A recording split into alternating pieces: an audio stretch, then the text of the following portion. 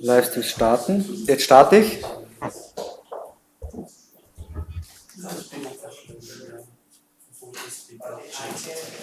Seht ihr schon was?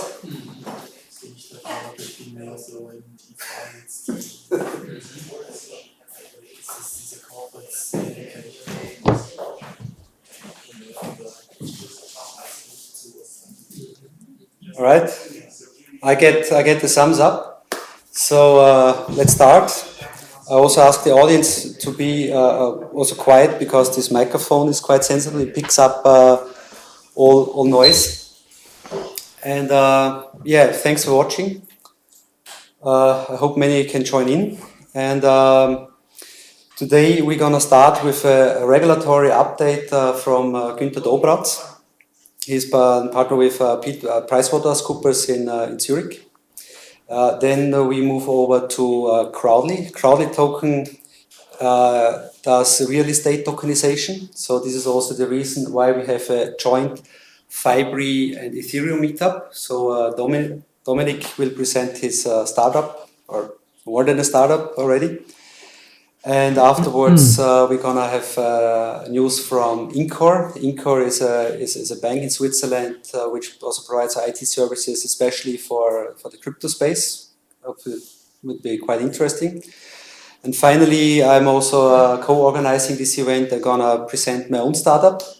And please excuse me if I'm running back and forth. It's a bit of my first stream here, technically, so it's quite challenging. Presenting and managing the stream at the same time, but let's see how it works. So I'm gonna go back and switch to Günther Dobratz in a second.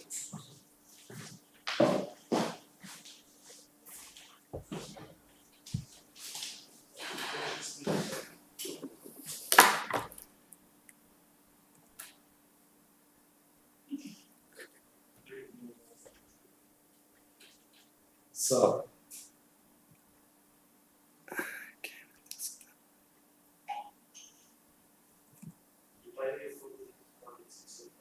All right.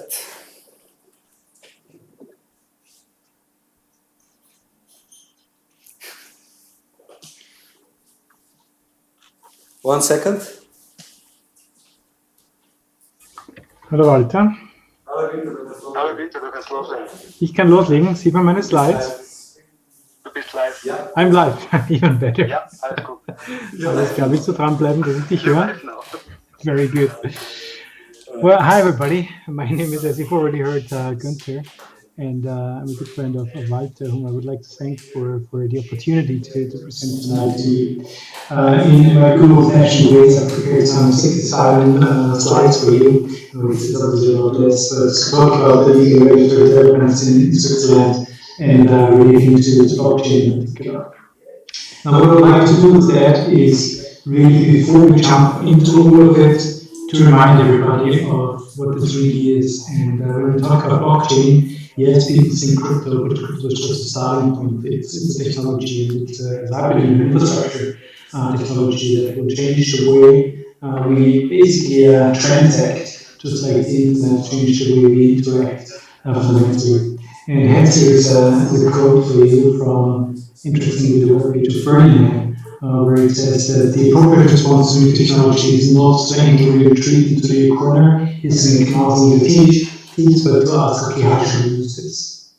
So I assume you're now kind of asking yourself, why is society with that? Well, because that's what we do. We have technology, we have people, but the way we bring it together, we decide about how this is going to be successful and how this is going to change kind of everything.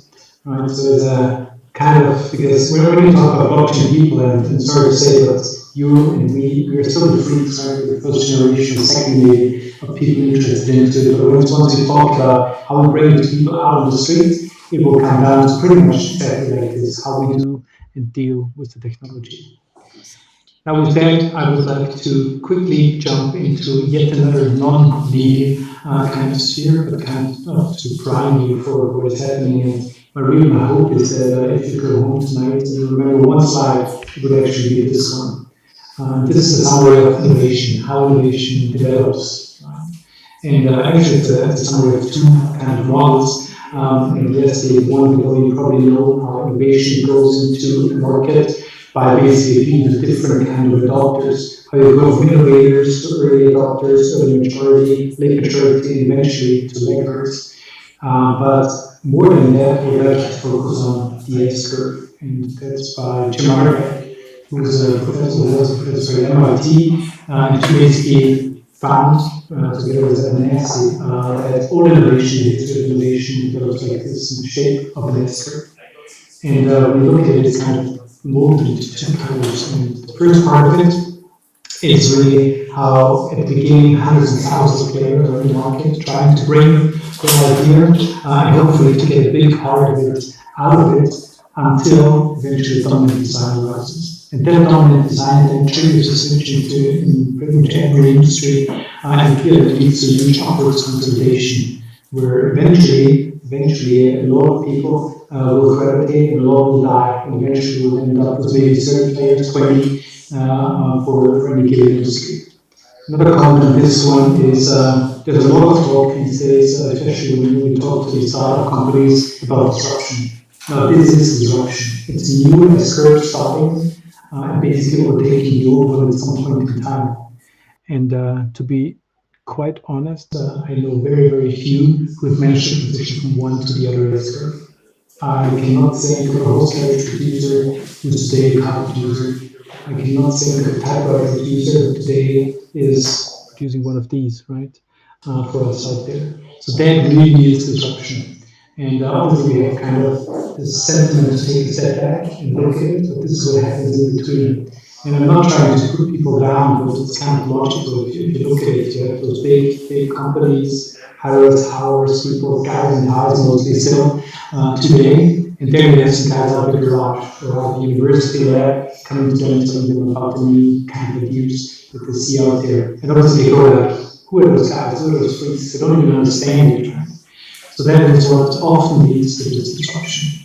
And just as a side note, I think the only one I really managed to find of recent times who kind of managed to go from one S-curve to the other it's probably somebody you know, but it's somebody who's doing a lot of video streaming these days, right? But they basically started handing out DVDs and sending them. And in the year they had the biggest success. The year that is what they basically rented out the 1 billion DVD. That's when they started to switch. And I would like to be in the board meeting, but it's a whole different story. Now, the final point I would like to make is this one.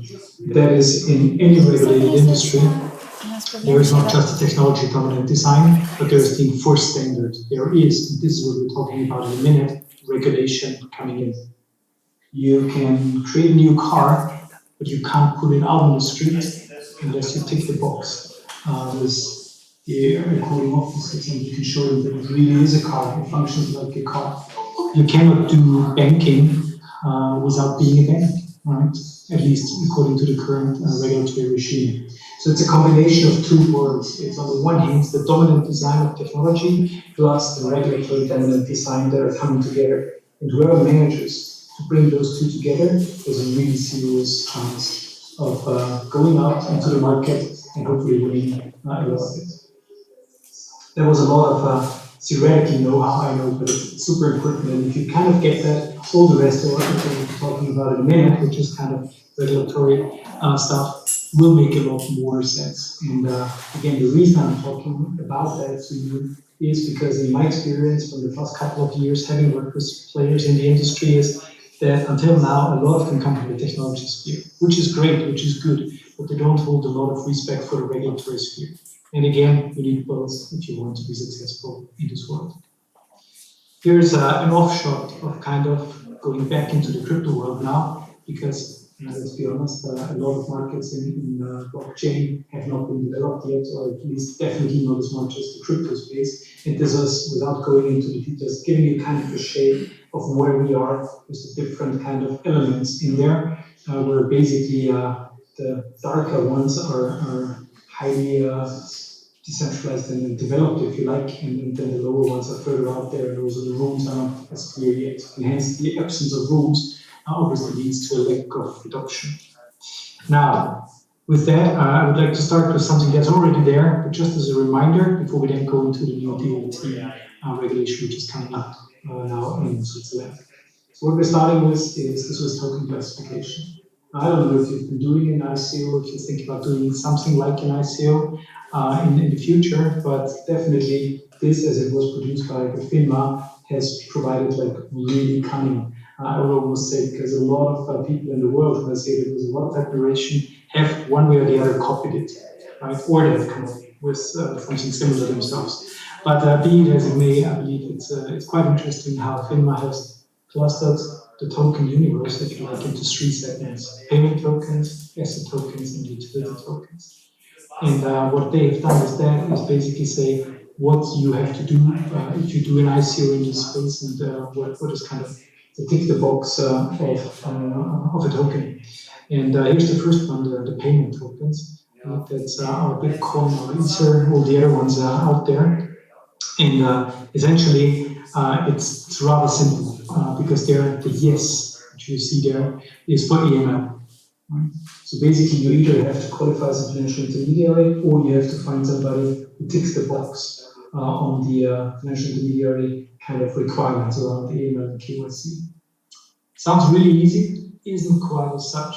We've been playing almost, I would say, that we've been really working with some of the early adopters, and they have a lot of questions in this area. So that's why I'm bringing it out here. You gotta be sure that if you're doing that, you really are sound on this one. Don't want to go into the why and whatever, but it's really, really important.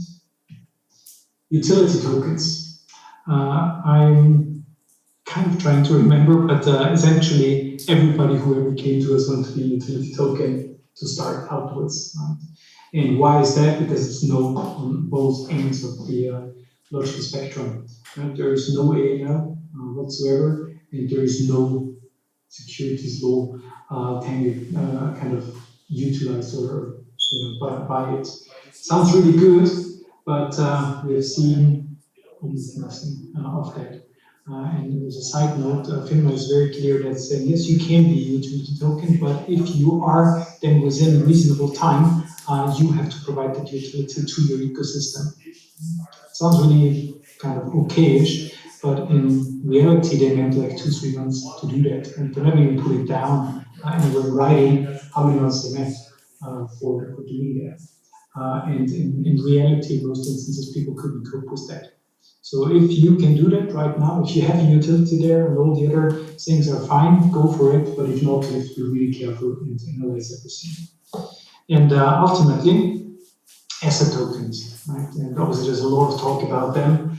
And up there at least some of the things I'm not going into right now. What's going on, but the really important part with this one is AML is not important, but the securities law is tangent, and hence, in particular, prospectus will become important if you go through that.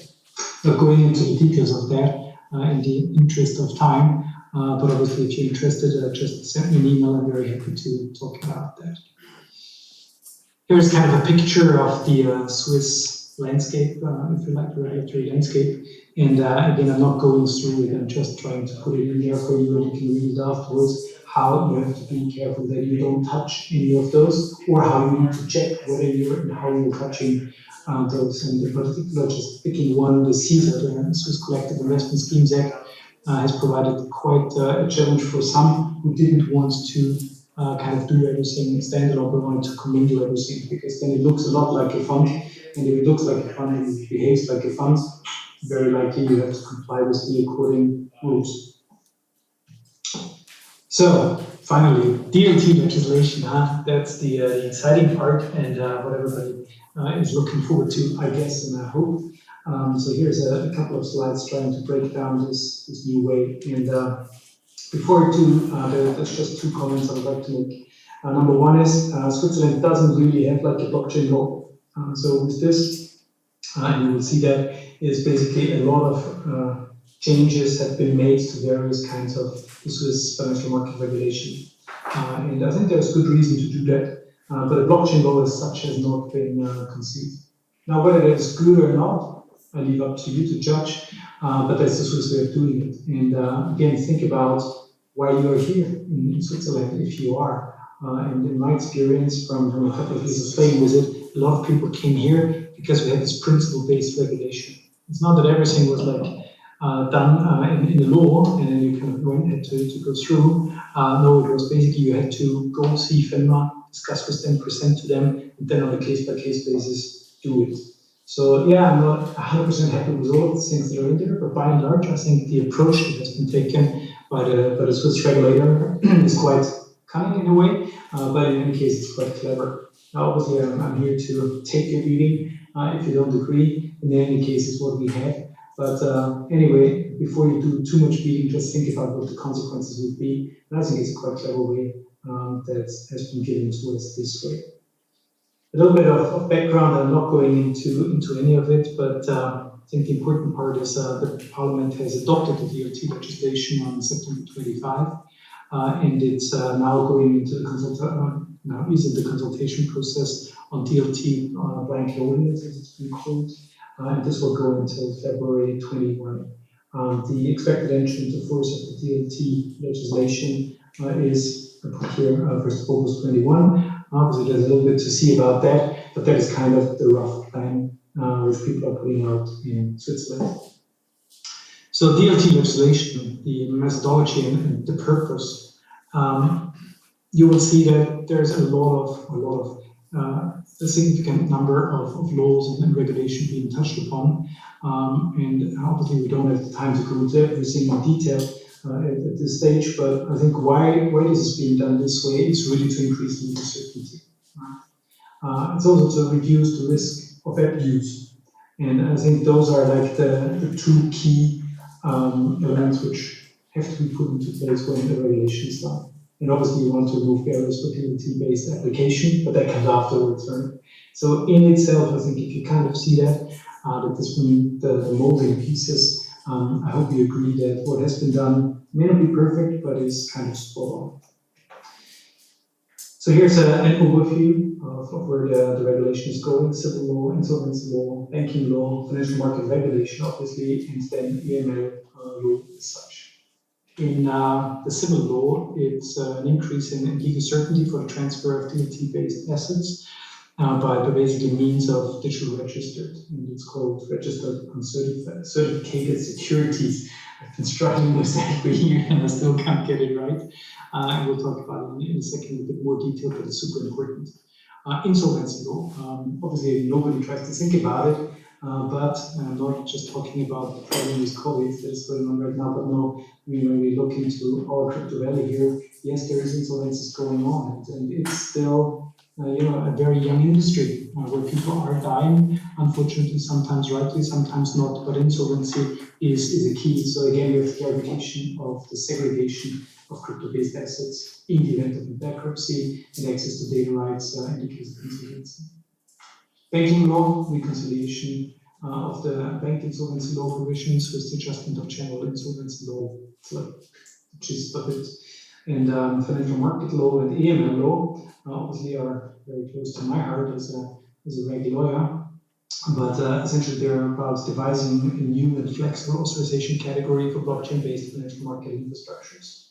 In AML law, it explicitly anchors the current practice of making decentralized trading platforms subject to the AML Act.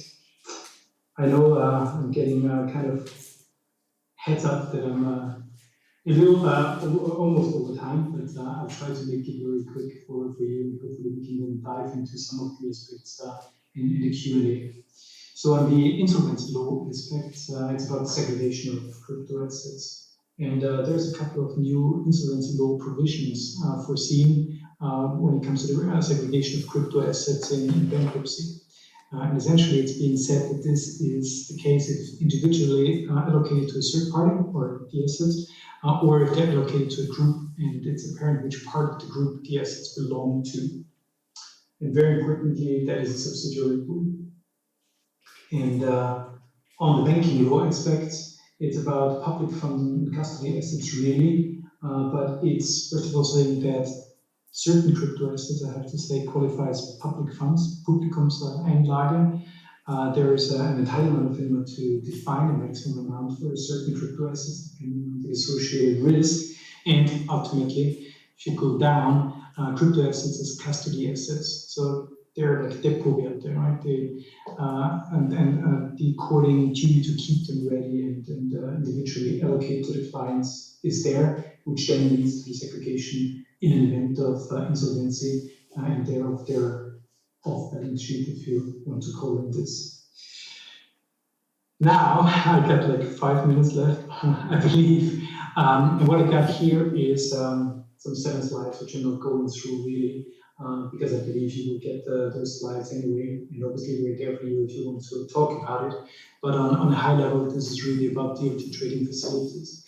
It's probably not a theme today, but I believe it's very important when we talk about that. And really, if you want to kind of cluster them, then you have the small DLT trading facilities and you have the regular DLT trading facilities. And I guess that's kind of it, but obviously there's a lot of detail sticking to them, which the next couple of slides are kind of filled with. I think the small trading facilities are, I wouldn't say not so important, but obviously for a starting point, they're very interesting, whereas the regular trading facilities obviously will be very important. Now, as to the regular trading facilities, and again, looking at the watch, obviously we can't go through them, but if you're interested, you will find details here on those slides, which are the requirements that have to be applied, that will be applied. And there's 2, 3 slides of them going through them.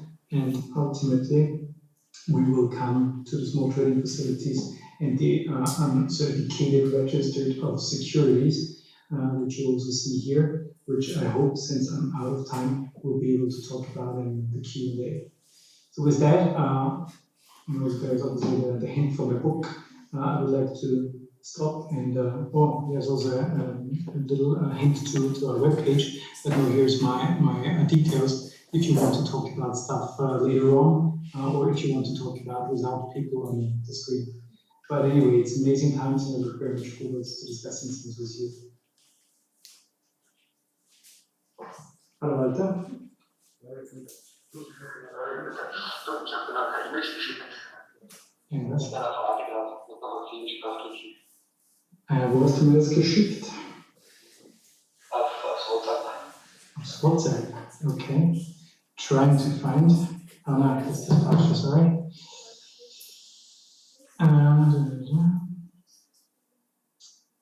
Let me see.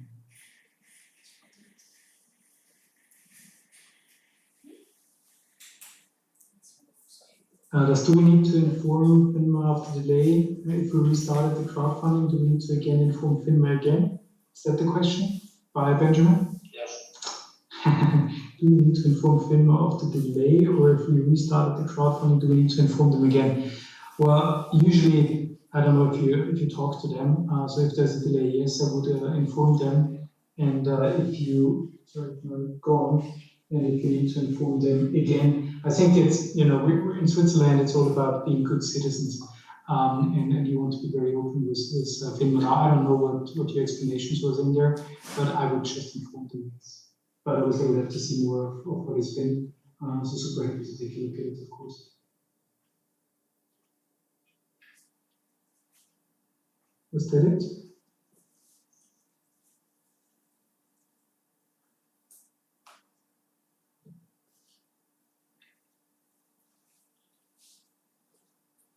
Oder weiter?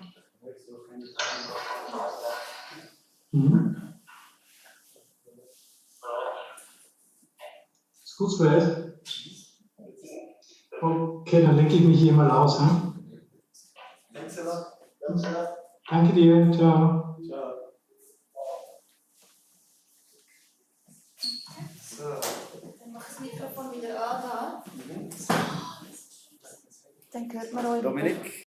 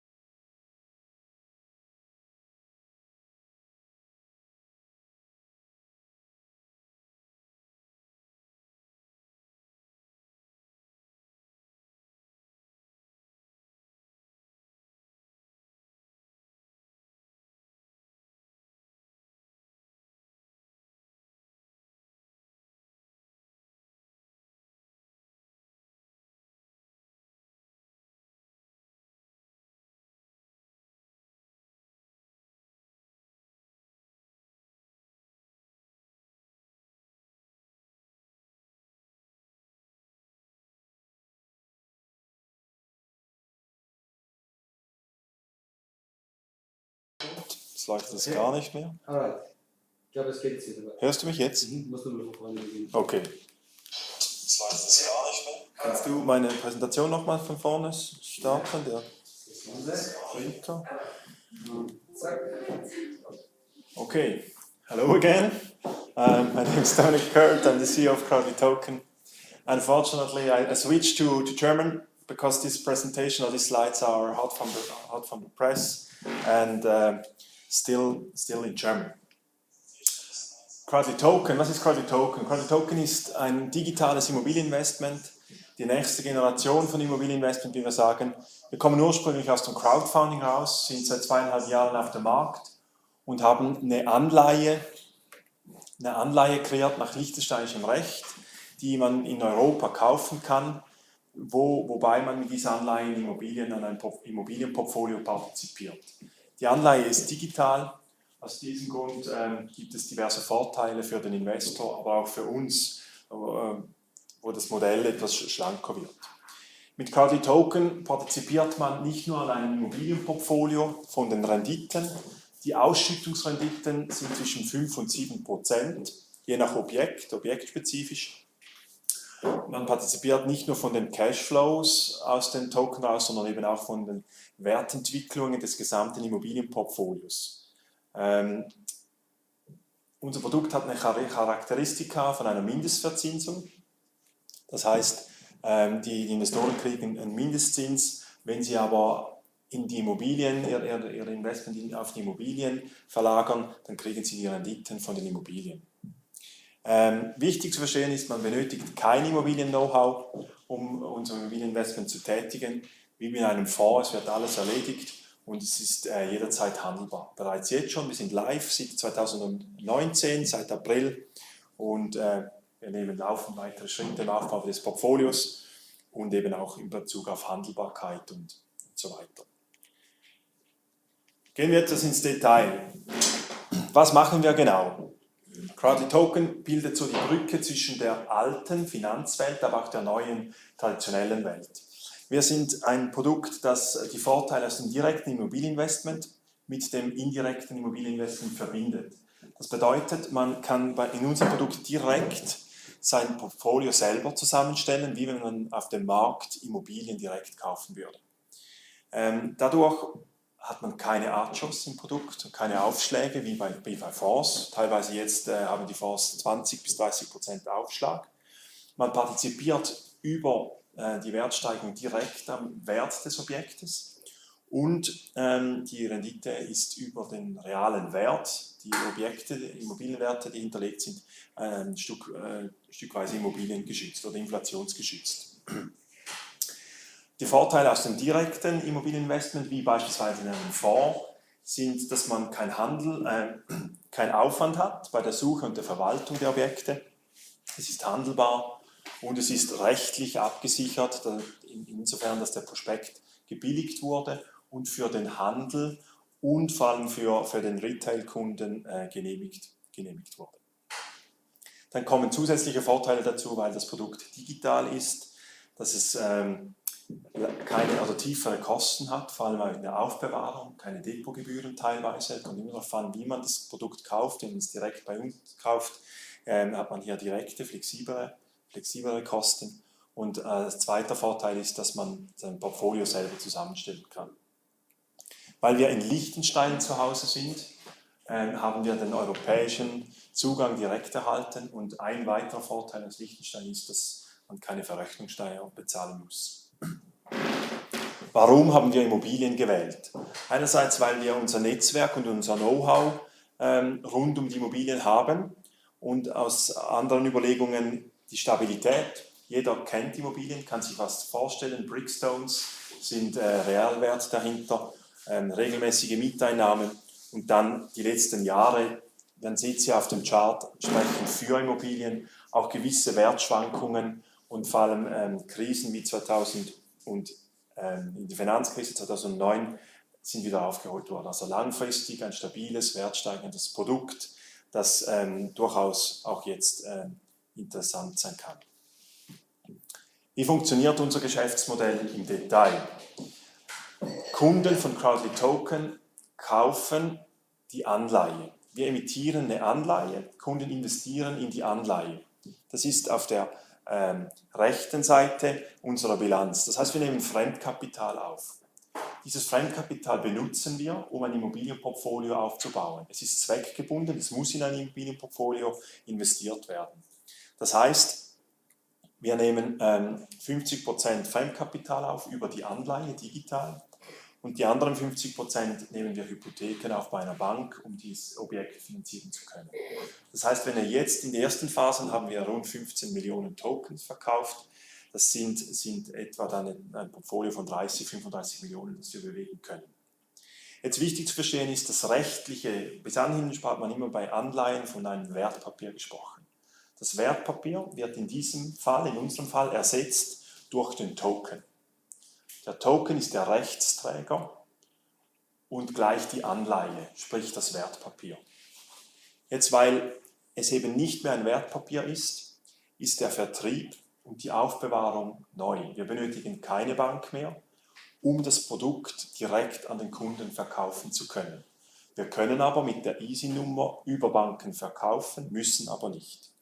Und so ist es auch bei den Investoren. Investoren können das Produkt über eine Bank aufbewahren, im E-Banking, im Depot, müssen aber nicht. Weil es gibt Lösungen wie Wallets und so weiter, wo man das Papier selber eigenständig verwahren kann. Jetzt ist das Ganze noch nicht speziell. Die Leute, die sich im Immobilienmarkt auskennen, die wissen, dass dieses Geschäftsmodell schon lange funktioniert. Die Unternehmen geben eine Anleihe raus, nehmen Fremdkapital auf und bauen damit das Immobilienportfolio weiter aus. Was bei uns aber jetzt speziell ist, wir digitalisieren die Ertragsströme der Immobilien. Wenn wir das machen können, das heißt, jedes Objekt ist quasi ein eigenes Cost-Income-Center. Man sieht, was für Aufwände generiert werden und was für Einnahmen reinkommen. Und deshalb kann man seine Anleihe, jeder Investor, wenn jemand 10.000 Franken investiert, kann er diese 10.000 auf unser Immobilienportfolio verteilen und kriegt dann die effektiven Renditen aus diesen Renditeströmen, Ertragsströmen von den einzelnen Objekten. Das heißt, man partizipiert eben hier jetzt von den Einkommen, Nettoerträgen von den Objekten und aber auch von den Wertsteigerungen des gesamten Portfolios. Nochmals zusammengefasst, es ist eine digitale Anleihe nach liechtensteinischem Recht von der FIBREE gebilligt. Es ist ein Immobilienportfolio hinterlegt, das am Ende der Laufzeit nach 25 Jahren zurückbezahlt oder verkauft wird und der Verkaufswert 1:1 zurückbezahlt wird. Die Bewertung der Objekte, einzelner Objekte, passiert durch Wüstenpartner. Das ist das Pendant in der Schweiz und in Deutschland zu PwC. Dann partizipiert man an der Mindestverzinsung mit, das ist 0,875, wenn man nicht auf Immobilien partizipiert. Also wenn man hier seine Anleihe nicht auf Immobilien alloziert, kriegt man einfach die Mindestverzinsung. Die steigt dann an und ist ab Jahr 4 2,1%. Sie bleibt dann bei 2,1% bis Ende der Laufzeit. Jetzt ist so, viele Leute wollen natürlich nicht bis 25 Jahre da mitmachen, also können sie aber jederzeit verkaufen. Es existiert jetzt schon ein Peer-to-Peer-Handel und laufen werden neue Handelsplattformen im Laufe 2021 dazukommen.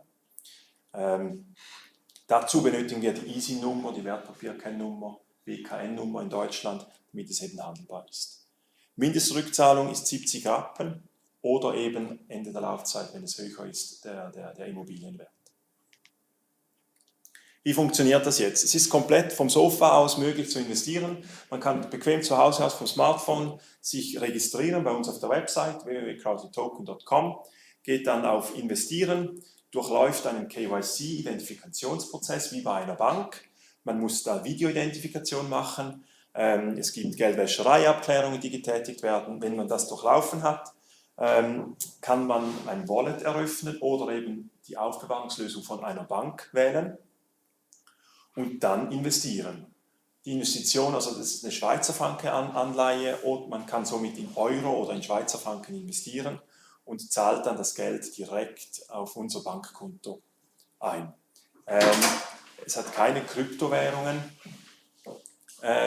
Also man kann mit einer Kryptowährung wie Ethereum ebenfalls einzahlen, aber diese Ethereums werden dann direkt gewechselt, weil hier sind wir wieder in der alten Welt. Immobilien können wir nur in Schweizer Franken oder Euros im Moment kaufen. Wer weiß, vielleicht sind wir in ein paar Jahren so weit, dass wir in Ethereum oder Bitcoin Objekte kaufen können. So, jetzt hat der Kunde bei uns investiert. Was passiert dann? Es hat jemand 10.000 Schweizer Franken investiert, er kriegt 10.000 Euro Tokens in diesem Moment. Das heißt, er kann sich bei unserer Allokationsplattform im Dashboard, kann er sich einloggen, sieht die Übersicht über unsere gesamte Immobilien, sieht das Immobilienportfolio, wählt dann aus, vielleicht gefällt ihm ein Objekt in München, eins in Zürich, und dann klickt er sich da durch und wählt seine Immobilien selber aus. Er muss nicht Immobilien-Know-how explizit dafür haben. Es gibt eine Funktion im System, wo einem direkt eine Auswahl oder einen Vorschlag gibt, wo man dann direkt umsetzen kann. Und dann kriegt er die Renditen monatlich ausbezahlt in Schweizer Franken oder Euro, je nachdem, was er auswählt. Hier hat er die Auswahl, das ist eine Möglichkeit. So sieht das aus. Das sind bereits jetzt Mockups von unserem Dashboard, das jetzt im November live geht. Diejenigen Investoren, die im letzten Jahr investiert haben, die mussten sich ein wenig gedulden, bis die ersten Objekte gekommen sind oder eben jetzt auch die Allokationsplattform live geschaltet wird. So sieht das aus. Kann man Immobilien auswählen, man sieht Details und Bilder, wo das Ganze ist und Daten dazu. Man kann eine volle Due Diligence auf diesen Objekten machen, wenn man will. Man hat eine Übersicht über die Immobilien, wo die sind, wie viele Plätze noch frei sind, um Token zu allozieren. Das ist pro Immobilie beschränkt. Und dann hat man seine eigene Portfolioübersicht. Wie viele Renditen kriegt man monatlich? Wie hat die Historie im letzten Jahr ausgesehen? Den Steuerauszug kriegt man hier und kann seine Token handeln und so weiter. Jetzt das Wichtige von unserem Produkt. Wie werden die Immobilien ausgesucht und in welche Immobilien investieren wir? Wir haben jetzt ein erstes Objekt in der Schweiz gekauft, eine Gewerbe- und Logistikhalle in Önsingen, ein Verkehrsknotenpunkt in der Schweiz, gut erschlossen für gewisse oder große Agglomerationen in der Schweiz. Wichtig ist, wir haben uns hier auch bewusst wegen Corona auf eine Logistikhalle fokussiert, da wir uns bewusst sind, dass in Büroräumlichkeiten gewisse Schwierigkeiten mit sich bringen. Hier ist die erwartete Ausschüttungsrendite bei 5,5% netto nach Abzug von allen Gebühren und Kosten rund um die Immobilien herum. Wenn man das mit einem Fonds vergleicht, haben wir fast die doppelte Rendite, die wir ausweisen können, Netto-Rendite im Vergleich zu einem Immobilienfonds. Wichtig ist, in der Schweiz dürfen wir nur Gewerbeliegenschaften kaufen, weil es hier eine bestimmte Regulierung gibt, damit eben auch Investoren aus Deutschland und Europa unser Produkt kaufen können. Es sieht aber anders aus in Deutschland und Österreich. Wir dürfen in Deutschland und Österreich Wohn- und Gewerbeliegenschaften kaufen. Wir fokussieren in einer ersten Phase, unsere Strategie fokussiert in einer ersten Phase auf den Raum der Dachregion. Wir werden weitere Objekte in Deutschland und Österreich im Verlauf von 2021 kaufen. Hier ist der Fokus auf B-Lagen, Nähe von Agglomerationen und Verkehrsknotenpunkte und nicht in typischen A-Lagen, es sei denn, der Preis stimmt oder über das Netzwerk kommt man an eine gute A-Lage ran. Ja, eben die Bewertung und die jährliche Bewertung vor allem, wird durch Wüstenpartner stattfinden. Das ist wichtig, weil diese Bewertung von Wüstenpartner bildet die Grundlage für den Wert des Produktes, der dann wiederum die Grundlage für den Handel, den Preis am Handel bildet. Natürlich ist wichtig, dass wir hier eben Immobilienerfahrung haben und die Personen jetzt im Hintergrund, die haben sehr viel Immobilien-Know-how, die haben ihr Netzwerk, das sind Architekten darunter, das sind Immobilien-Portfolio-Manager darunter, hier haben wir Leute, die bereits ein größeres Portfolio aufgebaut haben. Einer darunter hat ein Portfolio von 5 Milliarden gemanagt in der Vergangenheit, also hier haben wir Know-how bewusst im Immobilienkomitee aufgebaut, damit wir eben diese Expertise im Produkt umsetzen können. Das Team dahinter, wer steckt dahinter? Es sind mittlerweile 10 Personen, wir aus dem Management, aber auch das Team. Insgesamt, wie gesagt, 10 Personen im Moment, bunt durchmischt von der 22-jährigen Mediamatikerin bis hoch zu der fast 50-jährigen Assistentin und Compliance-Verantwortlichen. Im Verwaltungsrat haben wir versucht, professionell aufzusetzen. Wir haben Vertreter hier im Verwaltungsrat wie Renato Fassbind, der bei Nestle und FIBREE im Verwaltungsrat sitzt, großen Schweizer Konzernen, und auch rechtlich, beispielsweise Hans Kuhn war bei der Nationalbank, Schweizer Nationalbank Rechtvertreter, und Remo Weibel war bei der Swiss Life in der Geschäftsleitung. Also bewusst, um hier regulatorisch, aber auch von der Verantwortung und vom Vertrauen her haben wir bewusst hier auf Professionalität gesetzt, und es ist gelungen, gute Leute für diese Idee zu gewinnen, damit wir möglichst professionell und eben auch mit weiter oder Voraussicht das Ganze aufbauen können. Was streben wir an? Wo geht die Reise hin? Wir haben jetzt ein Produkt entwickelt für Immobilien, aber das Konzept mit der Anleihe und den Produkten kann man beliebig skalieren. Man kann das Produkt jetzt in die Tiefe skalieren. Wir können ein Produkt nur für Deutschland entwickeln, wir können ein Immobilienprodukt nur für die Schweiz aufsetzen, aber wir können auch den Schritt wagen und sagen, wir gehen mit einem Partner zusammen, beispielsweise in den Private Asset Bereich rein. Private Equity ist interessant, Infrastrukturprojekte könnten interessant sein oder erneuerbare Energien wie Solarparks oder Windparks können spannend sein. Und deshalb setzen wir jetzt die Gruppe, oder die Firma wird in eine Gruppe umgewandelt, und all die Synergien, die wir jetzt für Crowded Token entwickelt haben, werden dann in der Gruppe gebündelt und zusammengesetzt. Das ist die Lösung, die wir bereits entwickelt haben, aber da ist ja das Produkt Crowded Token haben wir modular aufgesetzt. Wir können das Underlying wie die Immobilien auswechseln durch etwas anderes, aber wir können auch Vertriebspartner, Banken, wir können Whitelisting auf dieser Basis jetzt betreiben, aber Step by Step. Wir wollen jetzt zuerst den nächsten Schritt machen mit Crowded Token und dann weitere Produkte lancieren. Ziel ist es, dass wir im Verlauf von 2021 ein zweites Produkt lancieren können, aber bis dahin das Volumen im Immobilienportfolio deutlich steigern können und einen Schritt machen können und ein Immobilienportfolio im Rahmen von 100 Millionen in den nächsten 2 Jahren aufbauen können. Das sind die Zielsetzungen, die wir hier gesetzt haben. Gerne stehe ich für Fragen zur Verfügung, oder auch wenn jemand Unterlagen möchte oder detaillierte Fragen im Detail hat, können wir gerne telefonieren oder via E-Mail in Kontakt treten. Danke für die Aufmerksamkeit soweit. Keine Fragen? Gut, ja, das ist eine Frage hier. Auf welcher Blockchain führen Sie die Token? Wir haben das Ganze mit Ethereum aufgesetzt, haben jetzt im April einen Technologiesprung gemacht. Wir haben gewisse Funktionen jetzt vom ERC20-Token oder 1404-Token reingenommen, um eben kompatibel zu sein, beispielsweise für Börsenplätze, für Tradingplätze, haben wir eher eine zusätzliche Technologie-Features reingenommen. Warum brauchen Sie überhaupt einen Token? Das, was Sie gezeigt haben, klingt für mich wie Verfahren ausgedrückt jetzt Kontoführung. Dafür gibt es doch bestimmt schon Software und braucht auch nicht einen Token, das zu machen. Also was ist der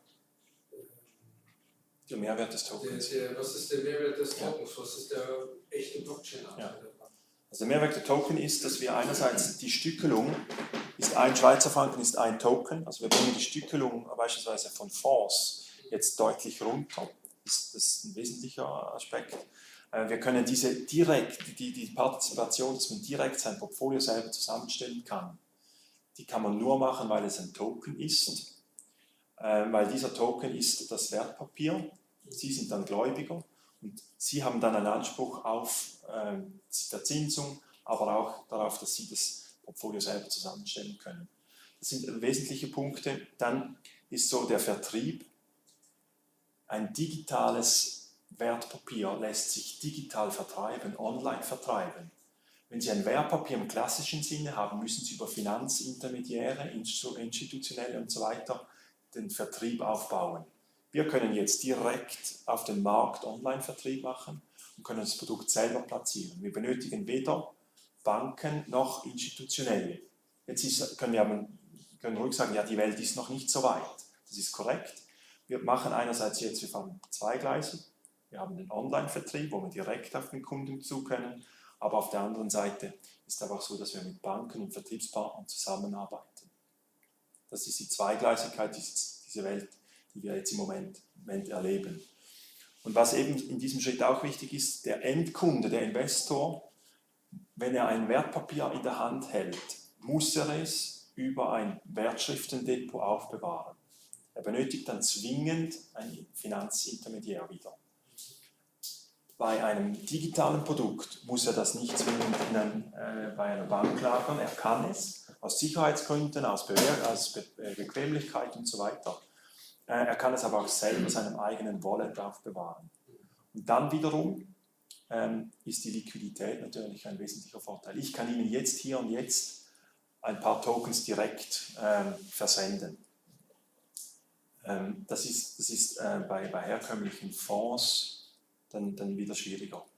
Also Das heißt, die Individualität ist ein wesentlicher Vorteil und damit, dass wir die Wertschöpfungskette,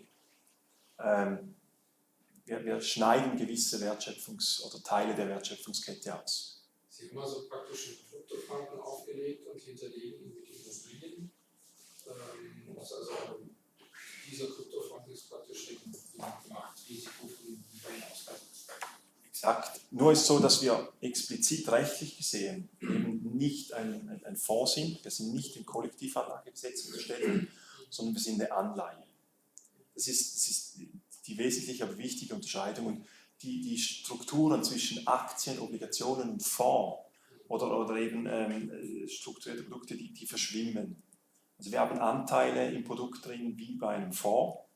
Beispielsweise, dass man die Renditeerträge reinvestieren kann, wieder in Tokens ausbezahlen kann, die Renditen, und dann wieder anlegen kann. Das kennt man vom thesaurierenden Teil eines Fonds.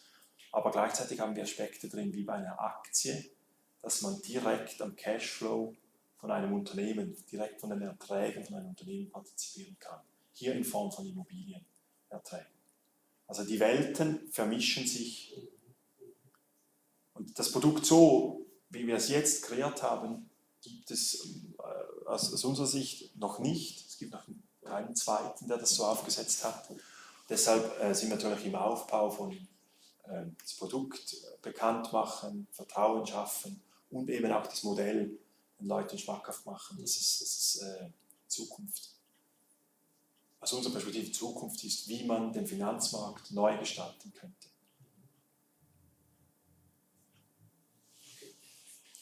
Das heißt also, der Token selber ist ja, also wenn ich da verschiedene Portfolien zusammenstelle, habe ich ja verschiedene Objekte nach meinem Portfolio. Das wird einfach über eine normal digitale Plattform abgelegt. Also der Token selbst kann nicht mein Portfolio mit dem Token eigentlich weiterreichen.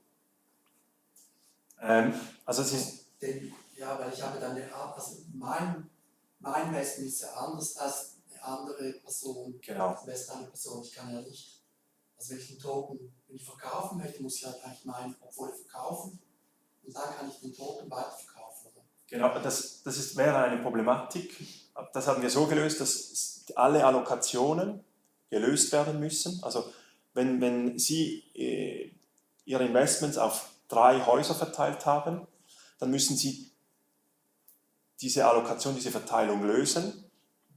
Dann haben Sie wieder, wir sprechen dann vom nackten oder natürlichen Token, und mit dem können Sie rausgehen und dieser nackte Token widerspiegelt dann den Wert des gesamten Portfolios wie bei einem Fonds, bildet es dann einen NAV.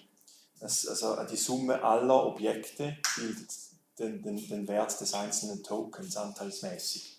Das verkaufen Sie dann, das ist handelbar. Dann kommt jemand wieder frisch rein und der muss dann wieder eine Verteilung vornehmen. Diese Verteilung Kann dann sein, dass er nicht die gleiche Verteilung wählt wie Sie. Es kann aber auch sein, dass bereits Ihr Platz, den Sie freigegeben haben, wieder besetzt ist. Also hier haben wir First-Come, First-Serve-Prinzip, weil wir sonst die Renditen auf den einzelnen Objekten endlos verwässern würden. Also haben wir hier nur begrenzte Anzahl Tokens, die Sie platzieren können.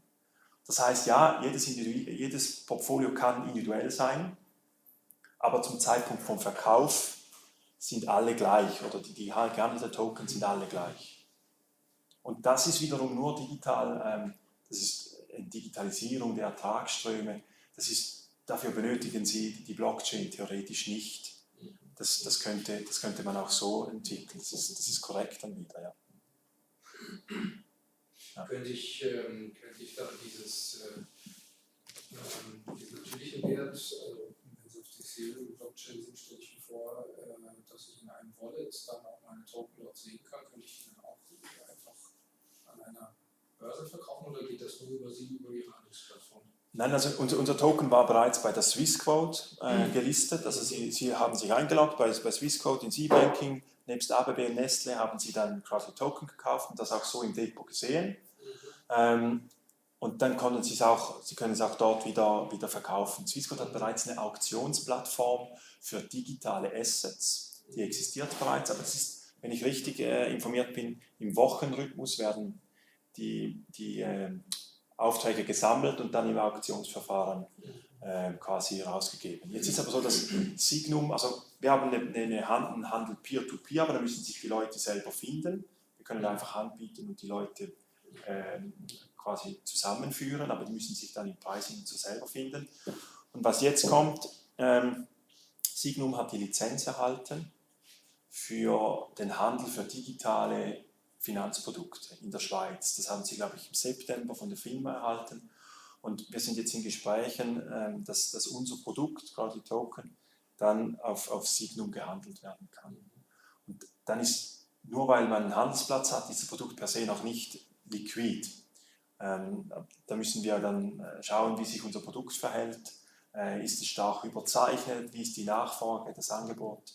Das hat sehr viel zu tun, auch wie können wir unser Produkt dann etablieren. Also wir sagen unseren Investoren, sie sollten so 2 bis 3 Jahre Buy and Hold jetzt in der Anfangsphase machen können, bis wir glauben, dass diese Handelsplattformen dann etabliert sind. Das Minimum-Investment bei uns ist jetzt 100 Franken. Also Sie können mit 100 Franken auch einfach mal das Ganze austesten und einen Versuch starten. Wenn Sie zufrieden sind, erhöhen Sie laufend. Was wir glauben, wir waren in Kontakt mit der STX und der Stuttgarter Börse, sowie mit der deutschen Börse. Die sind an diesen Themen dran, aber da hat es rechtlich gewisse Hürden, die zuerst genommen werden müssen.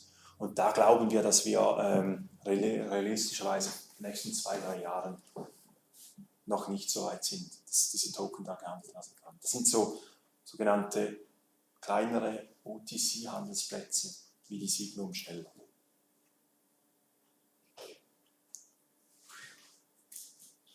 Ich muss ein Portfolio machen, ich kann nicht einfach irgendwie streuen, also ich muss sagen, ich finde es interessantes Produkt, aber ich möchte da nicht mein Geld verteilen geben, das ist mir zu aufwendig. Nein, Sie können alles auf eines Objekt allozieren. Das möchte ich ja nicht, weil dann habe ich dann ein Risiko, das Risiko schlägt ja voll durch, oder? Also das Risiko haben Sie nur auf den Renditenströmen, nur auf den Mieterträgen. Wenn die Mieterträge von einem Objekt aufgrund von Leerstandquoten erhöhten oder strukturellen Risiken oder wenn ein Klumpenrisiko in einem Gebäude vorhanden ist und dieser Mieter dann rausgeht, dann kann es sein, dass Sie auf einem Objekt dann beispielsweise von 5,5% irgendwo auf 3% runterfallen. Aber dann ist das Risiko nur auf den Renditenströmen und nur objektspezifisch da. Das Risiko für Sie ist immer im gesamten Portfolio.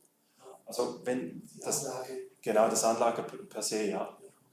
Das heißt, wenn ein Objekt an Wert verliert an 10% Wert, dann kann es sein, dass das vielleicht auf das Gesamtpreis von Ihrem Produkt 1% ausmacht oder ein halbes Prozent, je nach Anteil und Größe von diesem Objekt. Also das Risiko ist diametral oder hier ist asymmetrisch. Und wenn Sie müssen nicht allozieren, dann kriegen Sie einfach die Mindestverzinsung. Das sind 2,1%, was für eine Anleihe auch nicht schlecht ist. So, jetzt müssen wir ganz kurz Ja. reinschauen. Okay, danke schön. So,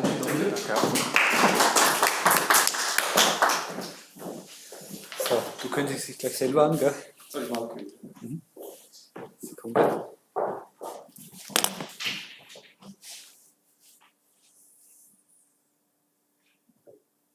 Das ist deins, gell? Okay.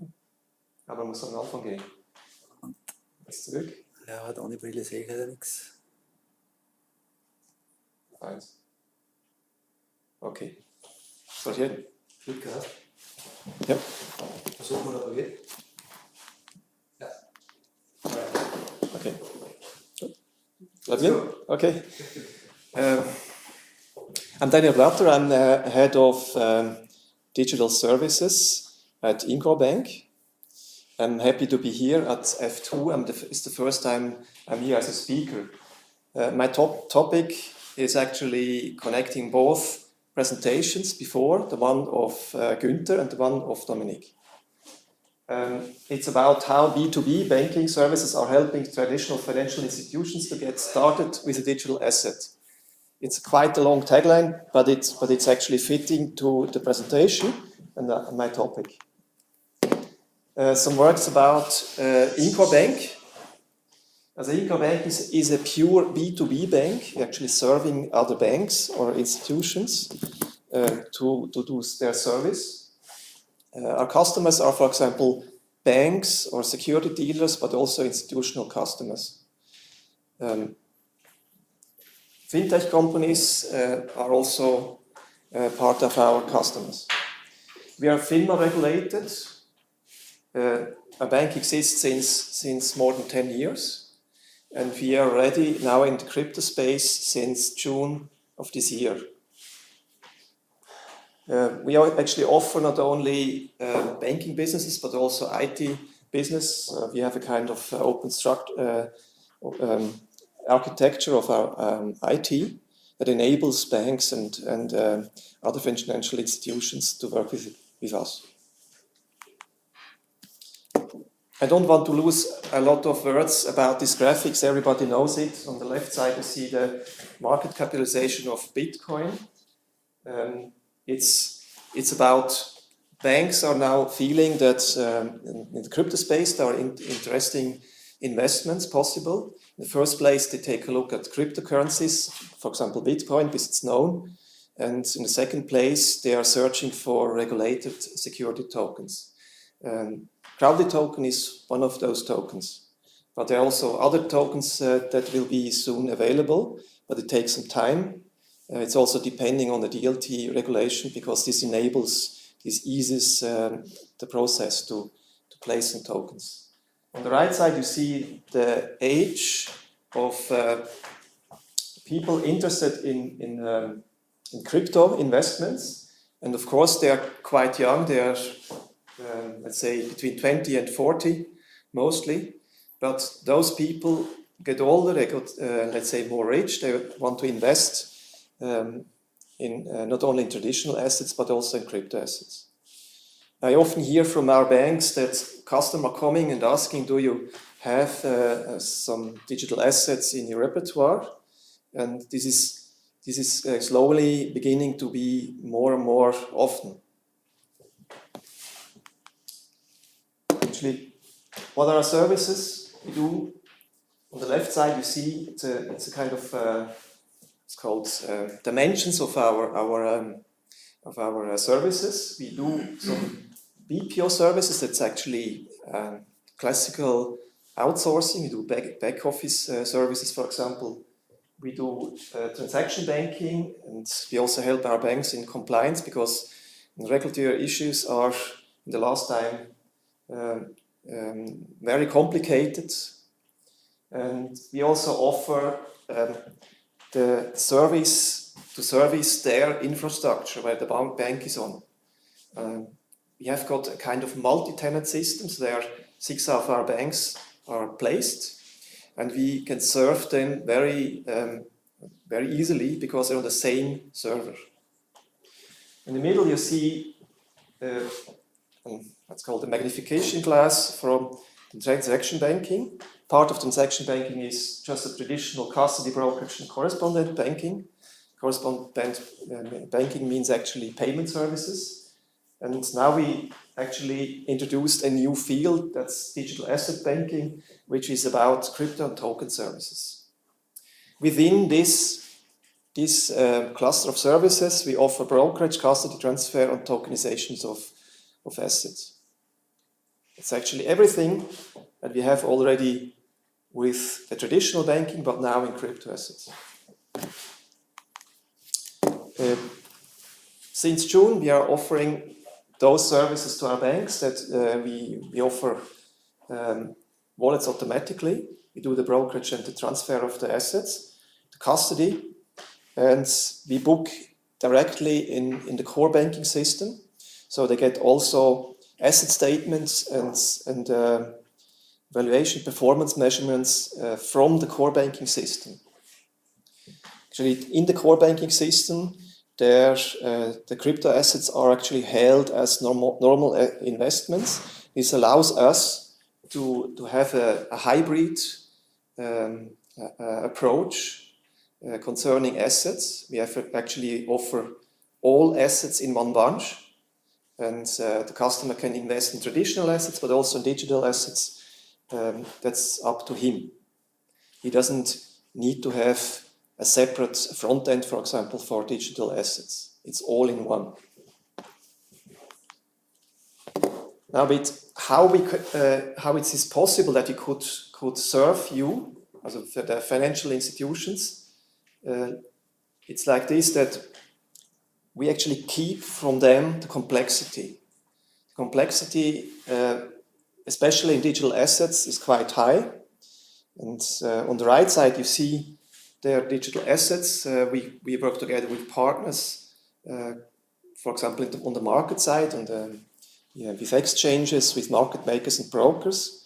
We also have partners in storage part, and we do crypto asset monitoring with an AML tool, which is immune.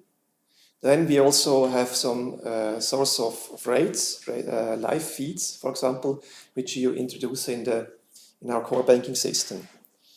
If a bank, like a financial institution or a bank, for example, would like to go into crypto space, they have to care about all this stuff, and it's a lot of technology and it's a lot of risk which they don't understand, which is difficult for them to overcome. So our job is actually to make the life of those people easy. They don't have a direct contact to those companies, to those institutions. We are in the middle and do everything for our banks. They don't have to care if it's a crypto asset or a traditional asset. They work together via standard interfaces. You can see it there with the fixed interface, for example, or some interfaces concerning the segregation of customer accounts. We can do this for our customers without that they have to do something. It's very simple for them. So they can serve their clients and concentrate on the front end. So all in all, I would like to say our job is to be a bridge between the digital world and the traditional front ends.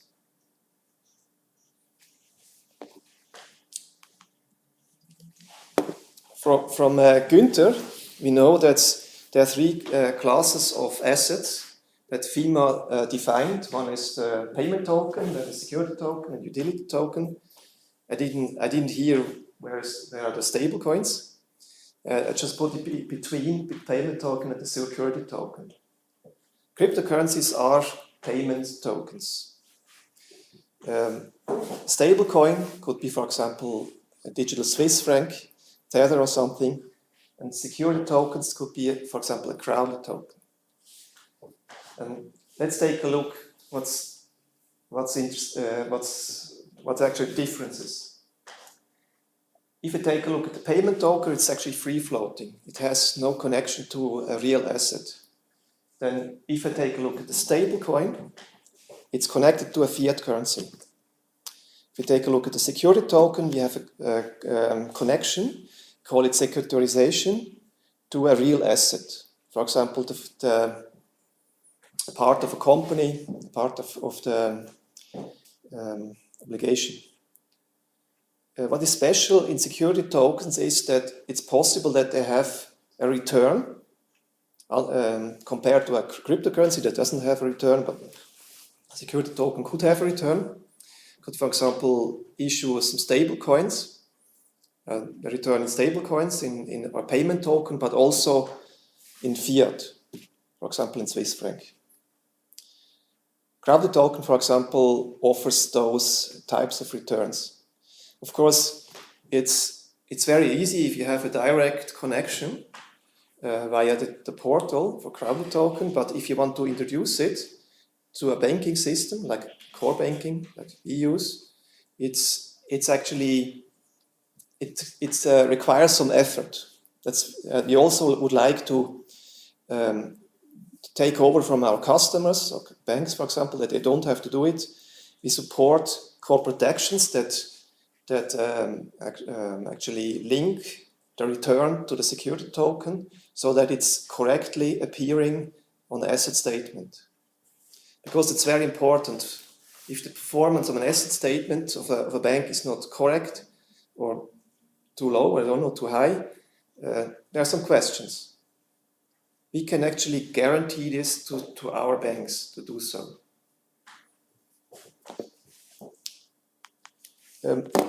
We started with some cryptocurrencies. Of course, we would add some more cryptocurrencies. We also add some stable coins. Some of our customers asked about stable coins, Tether, for example. Then there will be an onboarding of some security tokens. And as I told, of course, the bank clients are interested in regulated security tokens. Crowded token is one of the first of them, but there will be following more, of course. Another topic is that we actually don't stay with the secondary market concerning digital assets, but we enhance our services in the tokenization part. We have a kind of toolbox for our partners, our customers. They can come to us with an investment project. We do the structuring. Of course, we work together with partners there. We don't do it by ourselves. Then we generate a token on a blockchain. There will be several blockchains available. And here we work together with a company in Acta, which is quite known in the digital space.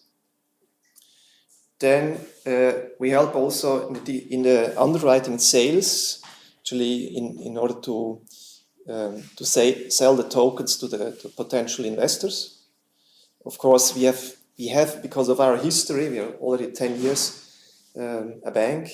We have our connections. We have other banks, for example, which are on platform.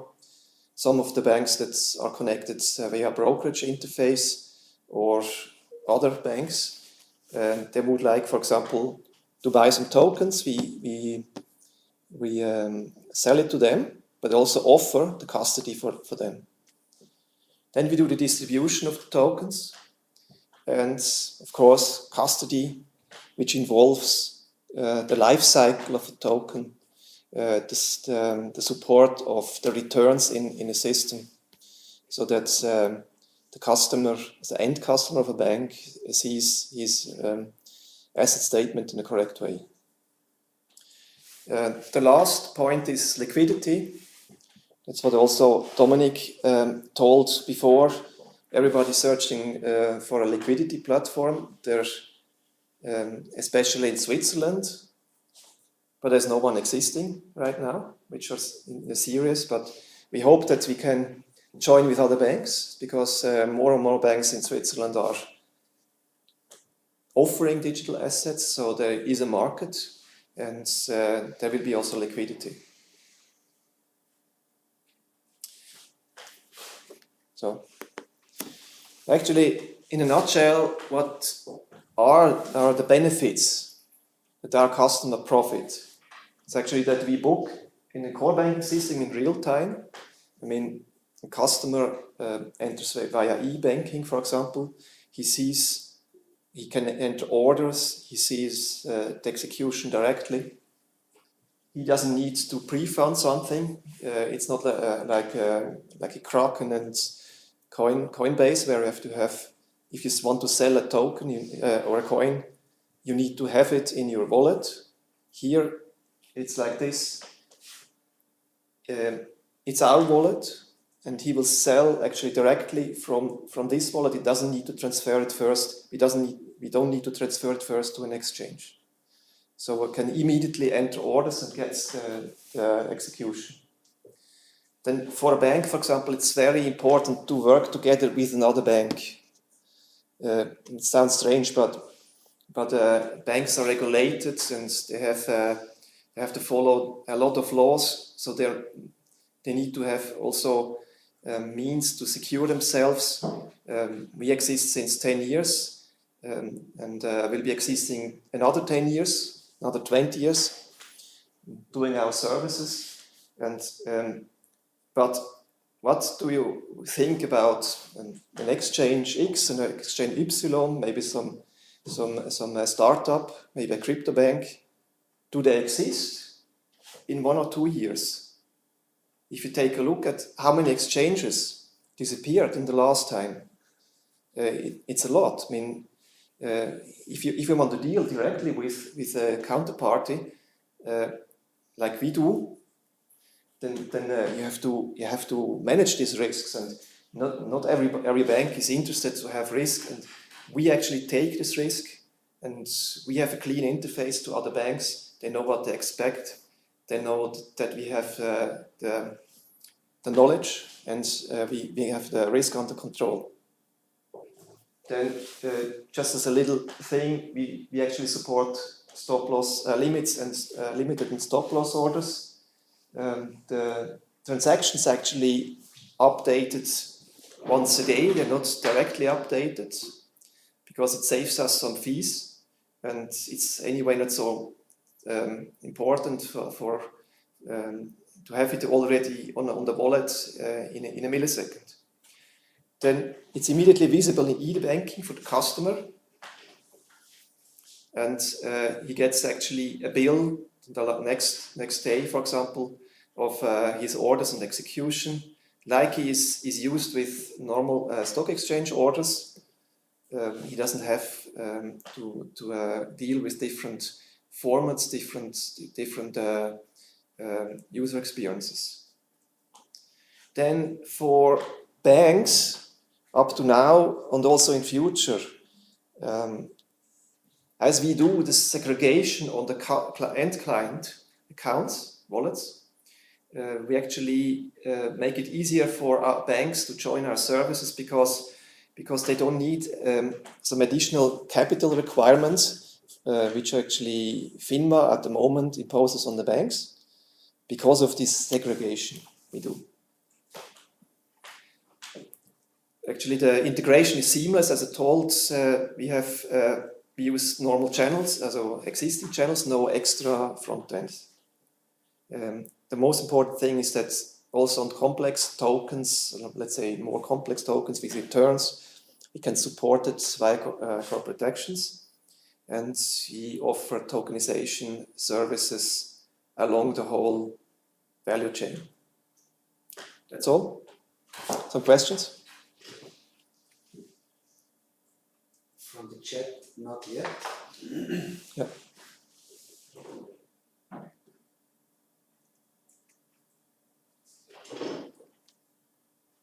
No questions. Okay, then let's switch. Okay, good. Thanks a lot. Thank you.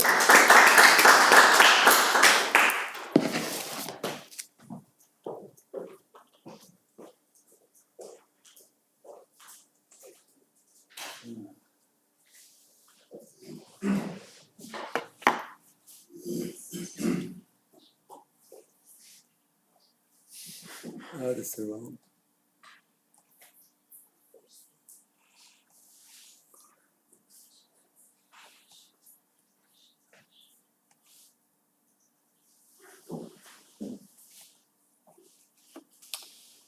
Okay.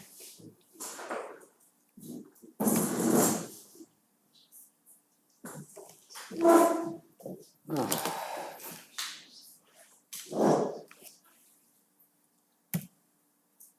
right.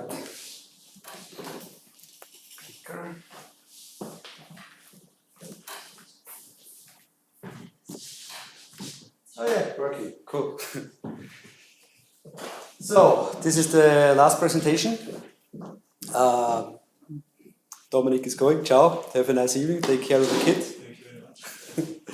So the last presentation is about stablecoins, of the new stablecoins in Switzerland, new Swiss franc and euro stablecoins. But actually, it's a system where anybody with a bank account can create its own stablecoins. Why we should do that? So we will see in a minute.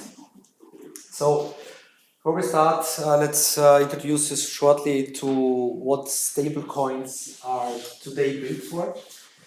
Usually, stablecoin means that 1 euro is exactly 1 coin, or 1 Swiss franc coin is exactly 1 Swiss franc, and so on. So we have Tether, we have Trust Token, we have the XCHF, and so on. And the main usage for these stablecoins is basically if you are on a crypto exchange, you can buy Ethereum, and when you want to sell the Ethereum, you basically jump back to Tether, to a US dollar stablecoin, and then if maybe Ethereum is falling, then you switch back from the stablecoin to a cryptocurrency. So in that way, within the crypto space, a stablecoin gives you the possibility to switch quickly between a simulated euro or simulated US dollar and a cryptocurrency. So that makes it possible basically to go in and go out to cryptocurrency quite quickly. But you actually never leaving without leaving cryptocurrency. So this is basically not what we are doing. We solve quite a different problem. Today you heard about Crowded Token. Crowded Token is selling bricks, they're selling houses, they're selling investments. And basically, if they ask their investors, hey, you need to work with cryptocurrencies in order to invest with us, it would be very hard to get money in. So our job is basically, not there yet, sorry. So if you have a business case which is based on decentralized finance or some kind of blockchain business, you need to have a way to get in the funds for the ordinary average Joe, which is not capable of working with wallets or working with cryptocurrencies. So this is a really big problem. It holds back the mass adoption of blockchain, and we have basically developed a solution to this massive problem. So today, if somebody wants to invest in cryptocurrencies, he needs to go to Kraken or Coinbase. He needs to deal with the big volatility of cryptocurrencies. He needs to manage MetaMask. He needs to manage wallets. And if it's a self-custody solution, then he needs to manage private keys. So if he's not able to do that, he probably uses all his funds. So what happens is that the guy on the right, he doesn't get the funds from the average Joe, which means basically his business dies, because blockchain businesses are way too complicated. And we made a solution where the Joe average just can use a wire transfer, so it's an ordinary bank slip, and the money goes directly into a smart contract. And also vice versa. A smart contract can now issue a wire transfer, so send euros or francs directly to any bank account without ever leaving the system. So that's the stuff we built. We have gone through all these stages. So FINMA, we are a member of VQF, and our bank we work is Hypothekar Innsbruck. But we are open work with any bank account. It really doesn't matter. So we are using open banking standards. We're using APIX and PSD2 here. So it's easy. To sum up, another solution which connects the fiat currencies with smart contracts. Our solution is quite different. And how it's different, you're gonna see in a minute. But first, let's see what you can do with our solution. So The first use case is what we are working now with. That's with art recognition. We have talks now.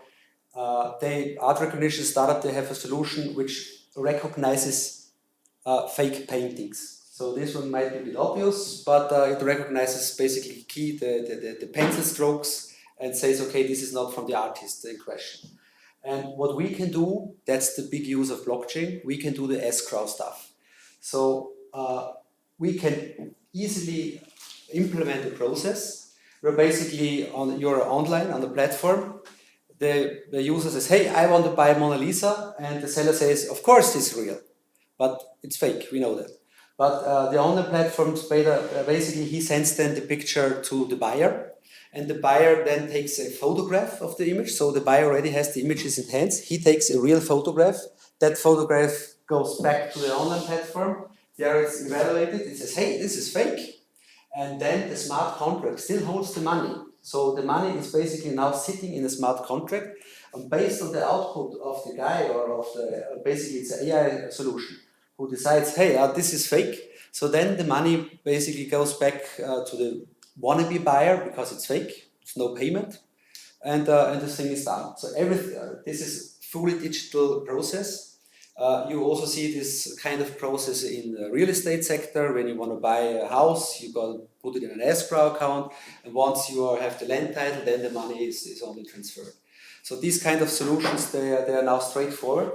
And the big game changer here is that the buyer here on the right, he has no crypto wallet. He just makes a bank transfer. He never sees any Ethereum wallet, nothing. But the whole system can still use Ethereum smart contract. And basically every bank account gets programmable now, fully programmable. So the whole power of blockchain, basically we made it retrofit. Blockchain now fits in the old world. You can attach these things directly. All right, the second example is we also work with Crowded Token. So we have implemented the front end for them. We're also working with Blocksquare. Blocksquare won the CV competition last year, I think it was. And what we do is basically somebody sends money on the platform. The money goes straight into the smart contract and will be shown here. You see there are 16,000 euro. So this is basically the fiat onboarding. How does old money get onto a smart contract? Basically, we do the job. We see bank money is arriving, and then we send those guys stable coins. And also the way out this is working. If they decide to give a yield, then we also resolve. Okay, maybe it gets 5% yield. Then we also do the settlement of this. So the investor directly gets money on his bank account and not cryptocurrencies. All right, this we jump. So why is our solution so different? The big difference is it really is a no-brainer.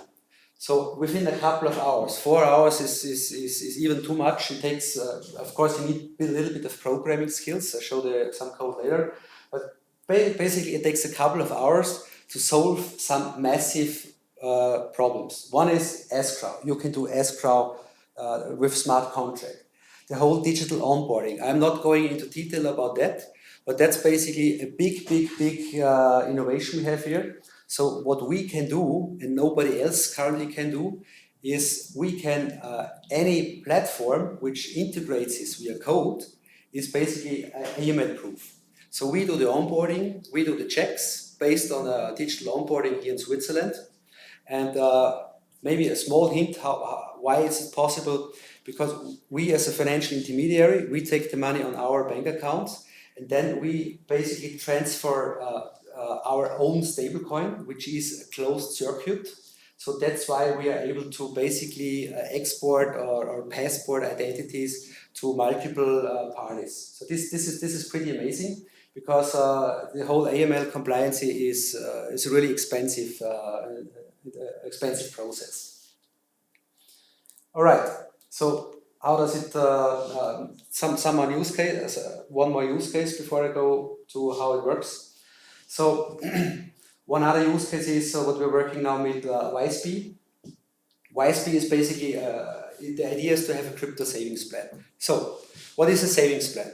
So you earn regular money, and then you want to spend like 1,000 euros. Basically, you want to automatically transfer to a saving account. So what YSB is doing, you do the wire transfer of 1,000 euro, and this amount is automatically invested into cryptocurrencies. So we do automatic savings based on wire transfers, automated wire transfers, and so you save, you invest in cryptocurrencies monthly by monthly automatically. So this is easy to build. So YSB don't need AML processes and all that stuff in order to implement that kind of solution. In Austria, we're working with crowdfunding platforms, and don't go into detail. That, for example, was also quite interesting. You can also create your own token exchange. So if you're taking, for example, Uniswap is an open source marketplace. It's almost one of the biggest exchanges in the world. So all you have, if you want to sell your Ethereum for euro, you only have to create a trading pair in Uniswap and you're done. You don't need to program a crypto exchange. You have all the onboarding. So you only need to make yourself the market maker, register yourself at Uniswap, and you have your own private exchange, which you can use on your own platform for peer-to-peer trading or on the public platform. So this is straightforward. And the cool thing about this, it's concerning AML, everything is legal.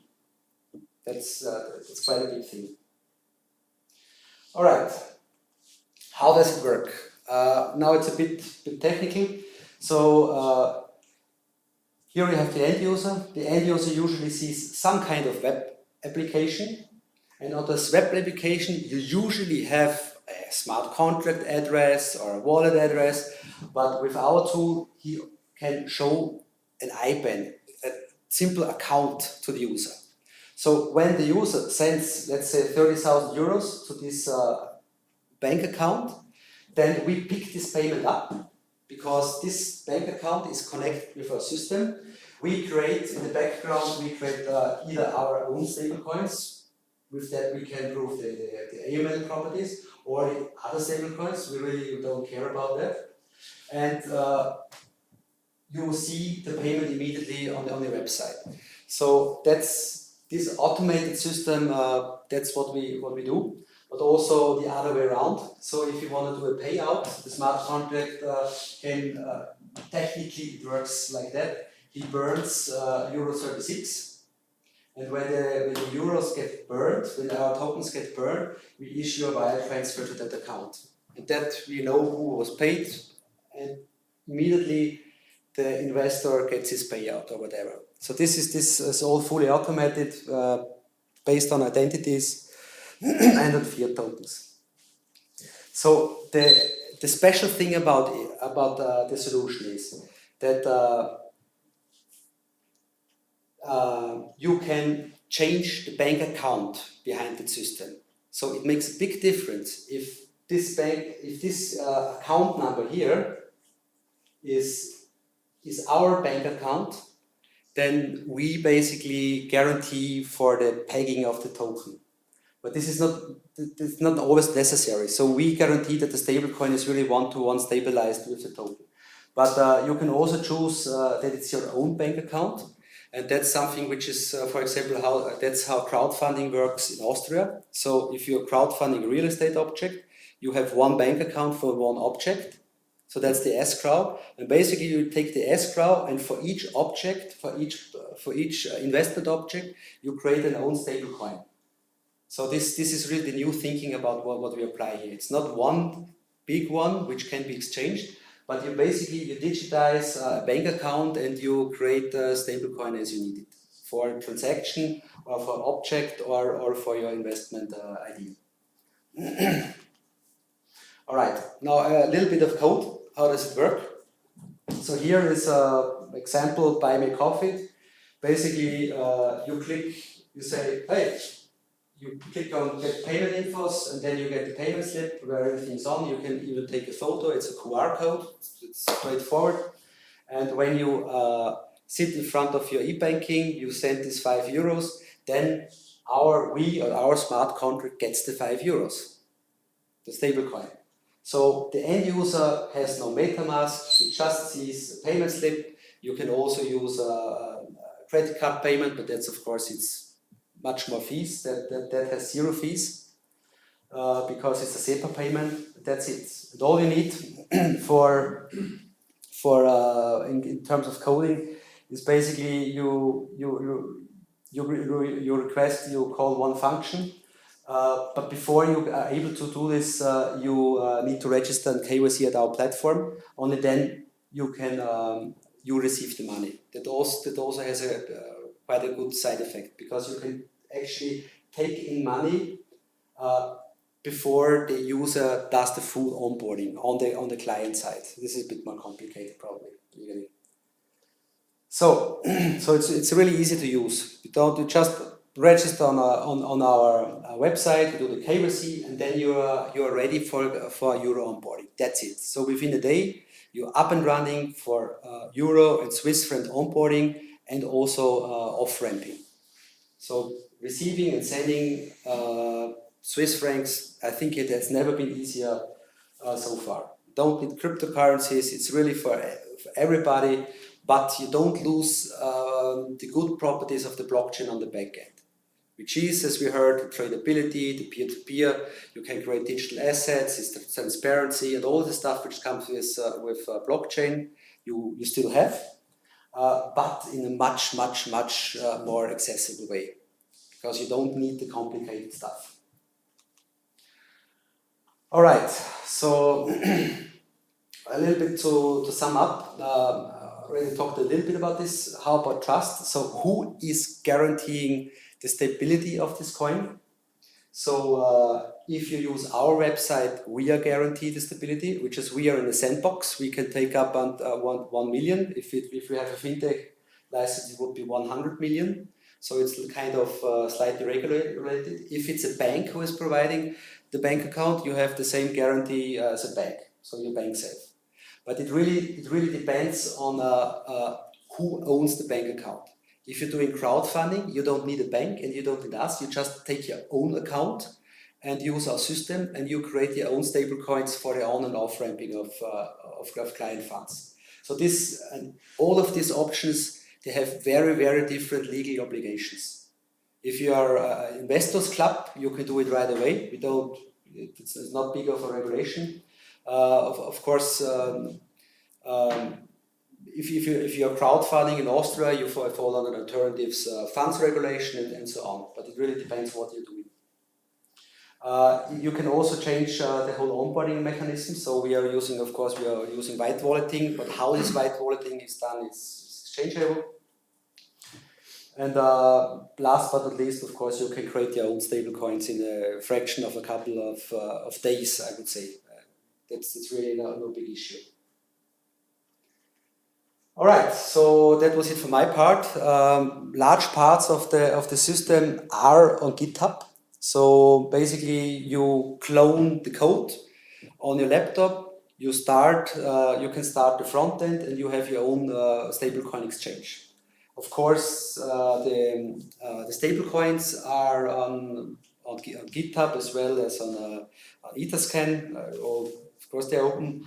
And what's also we also published some interesting modules like how do we do, for example, the EPICS model. How do we contact? How do we read the bank statements? How this is working? So this stuff is everything is online, and also some examples, some programming examples, how it can be used. Okay, this was it from my side. I'll get my phone to see if there are any questions. Es hat eine, oder liest du selber vom Handy? Ja, wenn ich schnell finde.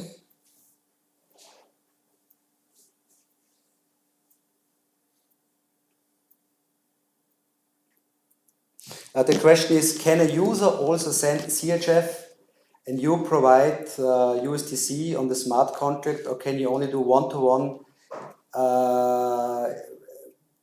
Basically, yes, you can. So somebody wants to get CHF, so wants to receive Swiss francs, but he wants to create or mint US dollar stablecoin. Let's say that's a typical use case. You create a smart contract, and that smart contract receives a payment. And then what you do with it doesn't matter.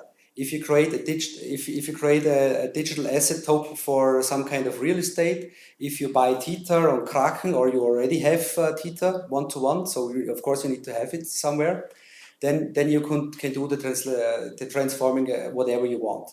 So basically,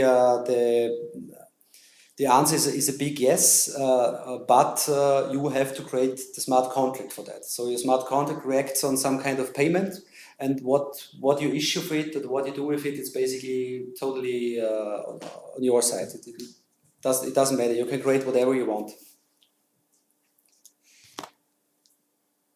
So I hope this answered the question.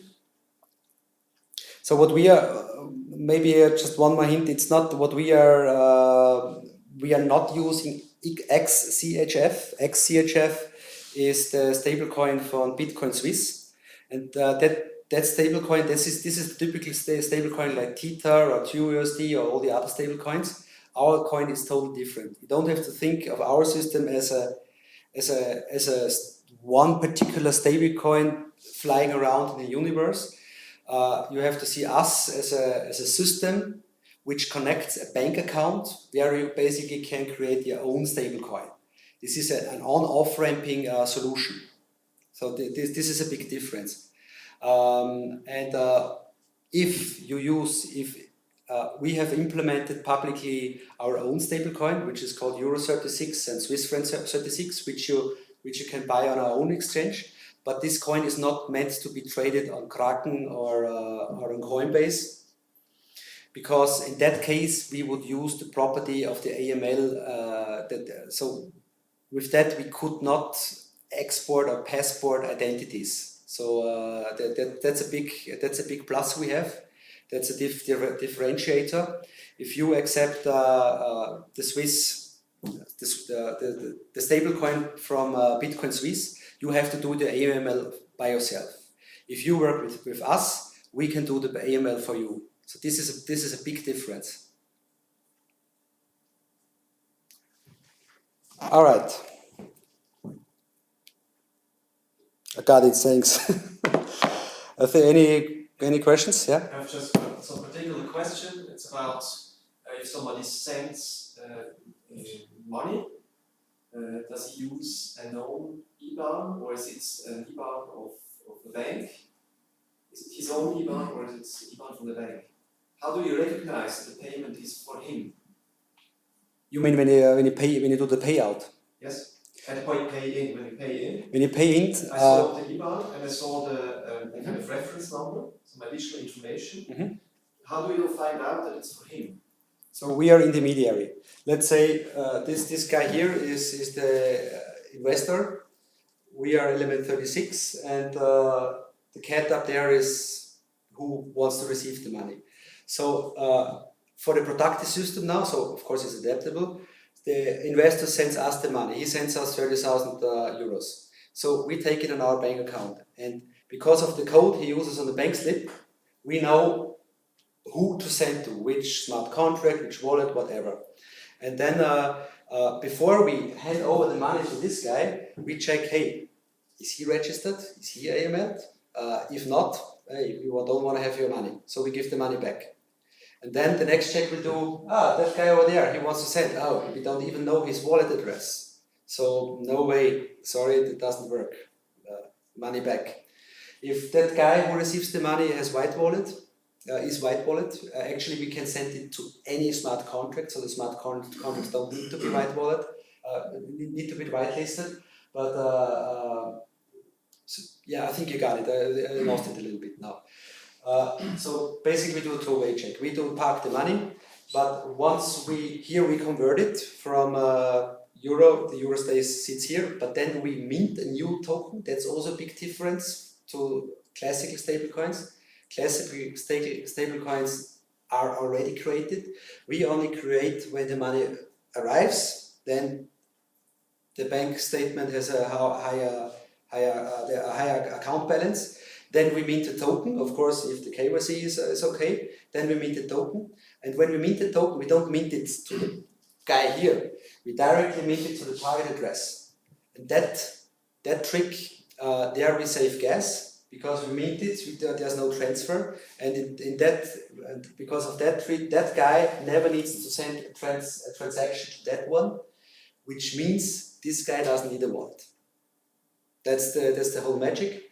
And when it goes vice versa, so let's assume this is a smart contract here, and he wants to send back some 5% yield, then the yield goes, and he basically there are several possibilities how he can send back money. When he sends money, this guy can say, hey, the guy who sent me 30,000 back then 2 years ago, of course it was done with a transaction ID.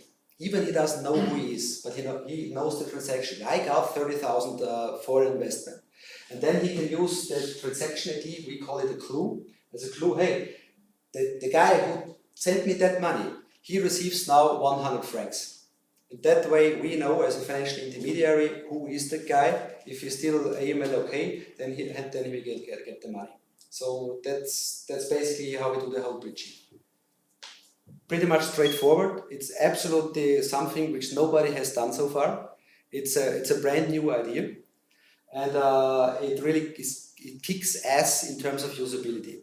All solutions are like I don't want to have to do that. Then let's do that. That's UpQuest. That's all these tools. They all suck. They just make things different, complicated. You solve one problem, you get the next one. This one. Our solution totally eliminates the need for wallets, and that's why the problem is gone. Period. That's as simple as it can be. Pardon? This kind of stablecoin, you can never leave this system. Yes. She stays, Yes. so you can go. You don't. So you're not able to exchange your US dollar. Of course I am. Because then you need another part, US dollar, you need like a stable coin, you need like an exchange. Mm-hmm. And if you are going to need exchange, then it works.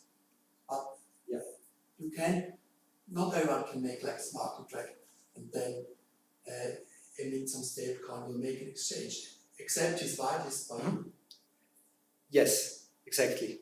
So the question, maybe for the video, the question was if somebody holds our stable coin, which is possible, you can't just exchange that to some other stable coin or to buy some other coin. And that's true, because you need, before you can do that, you need a market maker. You need somebody who offers you in Tether or whatever in exchange for Euro 36. But this is not our goal. So this is the classical stuff. We focus not only on the on and off ramming of fiat. So if you hold the coin, you can do this, and you get your money on the bank account. This is our this at the end that you can just make a smart contract who processes your token, because this market has to be whitelisted, or you hold all the private keys for the whole system. No. We don't have any private keys. You don't need, because this guy has no wallet, so we don't need the private key. We know his identity, and we have to, because he's AML. But if this guy wants to send money over here, you mint it to the other guy. Yeah. Okay. So why do we not need the private key? No, there's no point of having it. It just works. But if the fee is coming, if you earn some fee or you earn some interest is coming back to him, then he has the stablecoin on the wallet. And then what are you doing? No. We the system, you can have your wallet there, you can register your wallet, so it works both ways. But this is fine. You can basically choose if you You can send stable coins to your MetaMask wallet, no problem. But the more interesting case is if this guy, the end user, doesn't have a wallet at all. So the cat is sending 100 euros to this guy, and what he has to do is he has to destroy the money. So if the cat has to destroy 100 euro 36, and when he burns it, he needs to give us a clue. So that kind of piece of information that can be also an email address, whereas this is of course this is a problem with GDPR. You can't put the email address in the blockchain, but you can also give a transaction ID. Or we have another mechanism. This is quite complicated with ZK rollups, zero knowledge proofs in a Merkle tree, and you just publish the snarks. So we have 3 different ways how the money goes back without knowing the. But basically, he destroys it. We pay it out because he gives us a hint who to send the money to, and. We just pick up, hey, somebody burned it, and we need some information now. Who should get the money, and then we do the SEPA payment.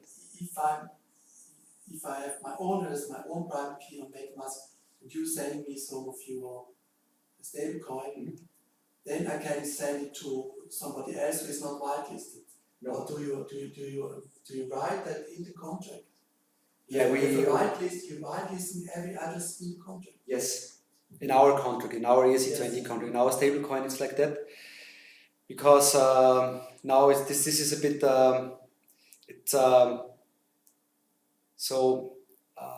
we have a closed circle. We know the people who are eligible to send and receive funds. It's like, and this circle is around us, but our customer, if somebody who wants to receive money is in our circle, so we can passport the identities because we check everybody. And those guys, they just relieve our stablecoin, which can only be switched back or exchanged on ours. So that's how we make the onboarding much easier, much cheaper. So that's also a big legal problem a lot of startups have. So if we weaken this property, we are like Bitcoin Swiss, so we are like Tether, but then this property goes away. So then it wouldn't make any sense what we're doing because it's already there. If somebody writes a smart contract and is using your coin, yes, the whitelist address is yes. The whitelist address. Yes. Yeah, if you use our stablecoin. Yes. So with that kind of properties, but the goal is also if you come up like Crowley token, they have their own bank account. If they take in money, they call it CRT. You could also call it CHF 36, and basically they have to do it now manually. Who has paid what, but this whole, and also when somebody gets a payout, then they need to manually do the transfers. So this whole thing is automated. So currently there's no way for directly from the bank account. If you have a bank account, you want to have a way. How does the money I receive from my bank account, for whatever reason, how does this get into my smart contract? This is a way. You could also create a system which connects to, to Kraken. With the money in the bank account, you buy some coins on Kraken and then put it into your bank account. Stuff like that would probably also be possible. But this is really a tool which packs your own bank account one-to-one with a stable coin. That's a different thinking, and that has also some legal applications or legal properties. If you issue it's all about on and off ramping of fiat. Straightforward. How do you get the money into smart contract and how to get it out?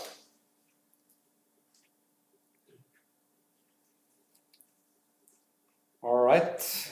Any more questions? Yeah, that's it. Okay, thanks a lot.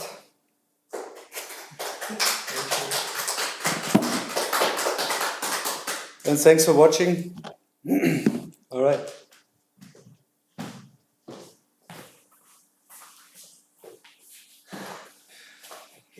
Shall I put this thing up?